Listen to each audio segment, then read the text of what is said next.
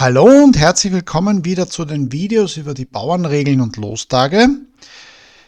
In diesem Video geht es um die Eisheiligen. Das Video habe ich versprochen, als ich das Video über die Lostage für den Mai gemacht habe. Ich habe 15 Bauernregeln herausgesucht und wir beginnen mit allgemeinen Bauernregeln, die sich auf den gesamten Zeitraum vom 12. bis zum 15. Mai beziehen. Pankratius und Servatius, die bringen Kälte und Verdruss.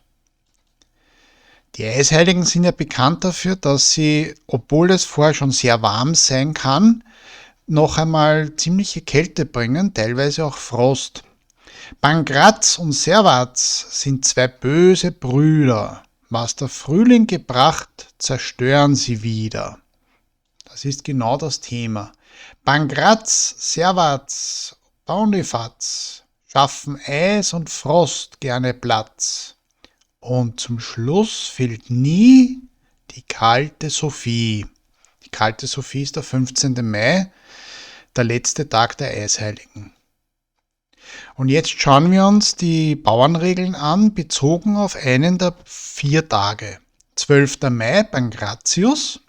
Wenn's am Pankratius friert, so wird im Garten viel ruiniert. Das ist ein sehr wichtiges Thema. Das ist auch ein Thema für Leute, die zum Beispiel am Balkon Pflanzen haben. Und es ist immer die Frage, kann ich vor den Eisheiligen schon alles rausstellen oder ist das noch gefährlich? 12. Mai, Pankratius. Pankraz hält den Nacken steif, sein Harnisch klirrt von Frost und Reif. Was interessant ist, weil es gibt ja die kalte Sophie, die im Finale kommt, aber der Pankratius ist auch berühmt dafür, dass er noch einmal sehr kalte Nächte bringen kann. Und das ist natürlich für die Ernte nicht wirklich optimal. Wenn es am Pankratiustag schön ist, so ist es ein gutes Zeichen zu einem schönen und reichen Herbst.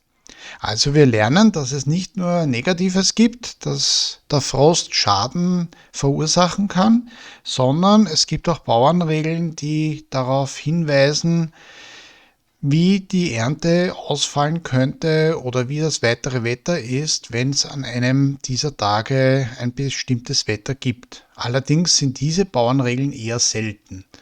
Jetzt schauen wir uns den 13. Mai an, Servaz. Servaz muss vorüber sein, willst du vor Nachtfrost sicher sein. Also der Frost und die kalten Nächte ist das zentrale Thema der Eisheiligen und darum heißen sie auch so, weil eigentlich ist der Mai ja der Wonnemonat mit schönem, warmem Wetter, wo man schon viele Veranstaltungen draußen durchführen kann, aber die Eisheiligen können auch kalte Nächte bringen. Vor Servaz kein Sommer, nach Servaz kein Frost, ist wieder so eine Aussage über das weitere Wetter. Wer sein Schaf schert vor Servaz, dem ist die Wolle lieber als das Schaf. Weil dem Schaf wird nämlich kalt werden, das ist die Aussage. Nach Servaz findet der Frost keinen Platz. Also man lernt, dass die Eisheiligen die Grenze sind. Bis dorthin kann es durchaus noch eine sehr kalte Nacht geben, danach nicht mehr.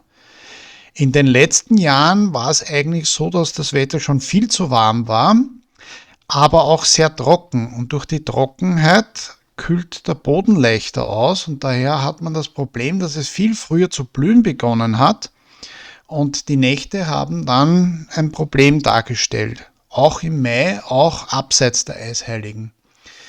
Servatius, Hund, der Ostwind ist, hat schon manch Blümlein tot geküsst. Das ist auch so eine Aussage. Beim Bonifaz habe ich nur eine Bauernregel gefunden. Vor Bonifaz kein Sommer, nach der Sophie kein Frost. Das haben wir in ähnlicher Form schon gehabt. Und dann kommt das grande Finale, die kalte Sophie. Viele belächeln die Bauernregeln, aber lustigerweise findet man die kalte Sophie in nahezu jedem Wetterbericht. Und es ist tatsächlich so, dass oftmals ein schönes Wetter im Mai schon gegeben war. Und es kommt der 15. Mai, es kommt die kalte Sophie und es kühlt deutlich ab und regnet. Manche dieser Tage sind wirklich verregnet. Und so heißt es auch in dieser Bauernregel, Sophie man die Kalte nennt, weil sie gern kalt Wetter bringt.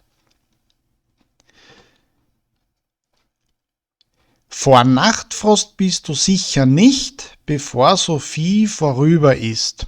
Also wenn die Eisheiligen vorbei sind, dann kann man in der Regel seine Pflanzen rausstellen. Ob das jetzt ein Garten ist oder ein Balkon oder eine Terrasse, spielt dann keine Rolle.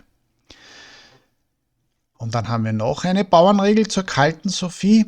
Kalte Sophie sät Lein zu gutem Gedeihen. Also man hat auch hier eine Bauernregel, die einen Ausblick auf die Ernte und auf die Pflanzen hat und nicht nur, dass sie kalt ist. Obwohl das natürlich das absolute Image ist. Und das waren sie jetzt, die 15 Bauernregeln, die ich gefunden habe über die Eisheiligen. Und das zentrale Thema, darum heißen sie auch so, ist die kalte Nacht, der Frost, das kalte Wetter. Und ich nehme das Ganze jetzt knapp vor den Eisheiligen 2023 auf. Und am Wochenende hatten wir so um die 20 Grad, im Westösterreich sogar deutlich mehr, auch in Deutschland. Und diese Woche gibt es die Eisheiligen und angekündigt sind Temperaturen von maximal 12, 13 Grad. Wir sehen also, die Eisheiligen sind pünktlich. In diesem Sinne, vielen Dank fürs Zuhören und Zusehen. Bis zum nächsten Mal. Alles Liebe.